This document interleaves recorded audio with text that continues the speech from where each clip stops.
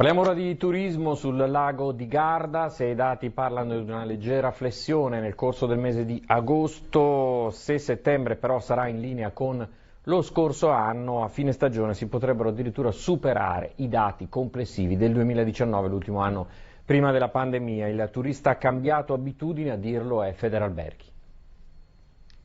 Ferie non solo in agosto, anzi il turista, specie straniero che frequenta il lago di Garda, preferisce i mesi di giugno, luglio e settembre.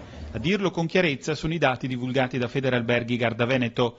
Su un campione di 60 strutture si registra una impennata di presenze a giugno e luglio, con un più 16% rispetto allo scorso anno, mentre c'è una leggera flessione agostana con un meno 5%. Specialmente nelle 2 settimane di Ferragosto non abbiamo avuto il tutto esaurito.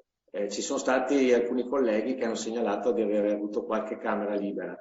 Questo è un fenomeno al quale non eravamo abituati. Le motivazioni possono essere molto diverse. Tra queste ci sta anche il fatto che probabilmente agosto non è più quel mese scelto per le vacanze, l'unico mese scelto per le vacanze.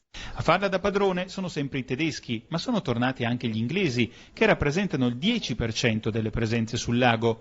Se sarà un settembre in linea con lo scorso anno, questa potrebbe diventare la stagione dei record, con presenze complessive superiori al 2019. Adesso abbiamo di fronte un settembre e anche metà ottobre. Se riusciamo a fare copia e incolla con quello che è successo l'anno scorso, potrebbe esserci questa bella notizia, cioè che superiamo le presenze del 2019.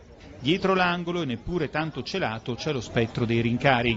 Il prezzo delle camere degli hotel a notte è aumentato del 6% rispetto al 2021, ma sono aumentati anche i costi di luce e gas. Adesso si vede tutto nero per il futuro, però quello che continuiamo a dire è di aspettare a prendere decisioni drastiche e importanti. Siamo ai primi di settembre, la prossima settimana dovrebbe uscire questo fantomatico decreto che dovrebbe aiutare sui rincari energetici. Aspettiamo l'intenzione nostra per quella fetta di turismo lacustre che resta storicamente aperto per l'inverno. L'intenzione è quella di restare aperti e di continuare, non solo per il nostro mercato e per chi ha già fatto le prenotazioni, ma specialmente per i nostri collaboratori ai quali noi dobbiamo dare sicurezza.